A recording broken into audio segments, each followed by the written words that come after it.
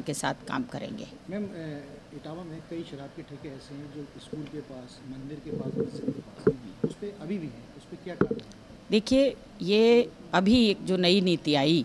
कि हाईवे से हटाए जाएंगे, हाईवे के जो किनारे पर थे वो हटाए जाएंगे, लेकिन उसके कारण एक दिक्कत ये आ गई कि कई दुकानें जो पुरानी भी चल रही थी, 8-8, 9-9 साल से जो पुरानी दुकानें चल रही थी, तो कहीं न कहीं लोगों के मन में ये भ्रम हो गया कि अब इनको भी हटाया जाना चाहिए। अच्छा, आबादी भी बढ़ी है, आबादी भी घनी हुई है, हर गली में, हर नुक्कड़ पर मंदिर भी हुए हैं, विद्यालय भी हुए हैं, और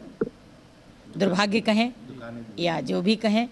लोगों ने ये दुकानें भी पहले से चल रही हैं, तो इन दुकानों को हटाने में दिक्कत तो आ रही है। आप जानते हैं सरकार को रेवेन्यू भी चाहिए होता है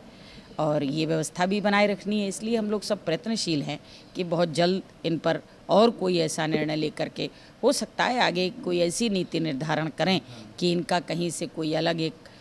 स्थान टाइप का बना करके इनको वहाँ स्थापित करने की भी बात सोची जा सकती है। समाजवादी पार्टी के नेता शिवपाल सिंह यादव अभी कुछ दिन पहले अमित शाह जी से मिले, आप इसको किस तरीके से देखते हैं? औपचारिक भेंट हो सकती है, मिलने में कोई बुराई नहीं, कोई भी किसी से मिल सकता है। जनता में कैश लगाया जा रहा है, कहीं बीजेपी ज्वाइन कुछ है? अब ये मुझे अभी तो कहीं से ऐसा महसूस नहीं हुआ, और हमारी पार्टी के कई निर्णय आपने सुने भी होंगे, मंचों से निर्णय चल रहे हैं, नीतियों से निर्णय चल रहे हैं कि हम लोग किसी भी नए व्यक्ति को अभी पार्टी में नहीं ले रहे हैं। किसी भी तरह से जो आम आदमी है वो अब अधिकारियों के पास जाता है, तो अधिकारियों की मानसिकता अभी भी नहीं बदली है जो समाजवादी पार्टी के कार्यकाल से काम कर रहे हैं। अभी भी वो लोग उन्हीं प्रभावशाली व्यक्तियों के दबाव में काम कर जाते हैं, तो इसके लिए क्या स्टेप है?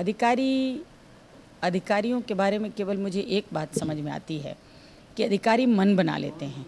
सरकार बदलने के साथ वो मन बना लेते हैं कि मुझे अब यहाँ से ट्रांसफ़र होना है, और उनके दिमाग में ये बात चलती रहती है कि जब मुझे यहाँ से ट्रांसफ़र ही होना है, और जब वो यहाँ आए थे तो जिन व्यक्तियों के वो वफ़ादार बन के रहे उनके प्रति उनके मन में वफ़ादारी रहती है, ये कारण है। तो धीरे धीरे जब सब ट्रांसफ़र होंगे और उसके बाद जो लोग अब आएंगे उनके दिमाग में ये बात होगी कि वो बीजेपी के लिए, बीजेपी के कार्यकर्ता का सम्मान करें, बीजेपी के लोगों के साथ काम करें, सहयोगी के रूप में काम करें, इसलिए ऐसा कुछ है। और बहुत जल्द जब इनके सबके थोड़ा सा खड़बड़ होगी, ट्रांसफ़र होंगे, सब बदले जाएंगे, तो मानसिकता भी बदलेगी। जसवंत नगर में भी बीजेपी के कुछ कार्यकर्ताओं के साथ कुछ अभद्रता हुई, उसमें मारपीट और इस तरह के केस लगाए गए, उसमें भी भाजपा के कार्यकारिणी के कुछ लोगों ने पुलिस से मिलकर के उसमें कार्रवाई की भी मांग की, लेकिन उचित कार्रवाई नहीं।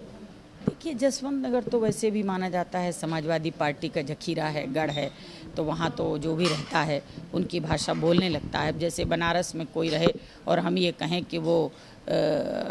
समाजवादी पार्टी की चिंता नहीं करता है, तो जो जहाँ रहता है इस तरह की वहाँ तो बात हो सकती है। लेकिन ये बात आपने जो कही बिल्कुल सच कही, अभी अधिकारियों की मानसिकता नहीं बदली है और उस मानसिकता को बदलने का प्रयास करा जा रहा है।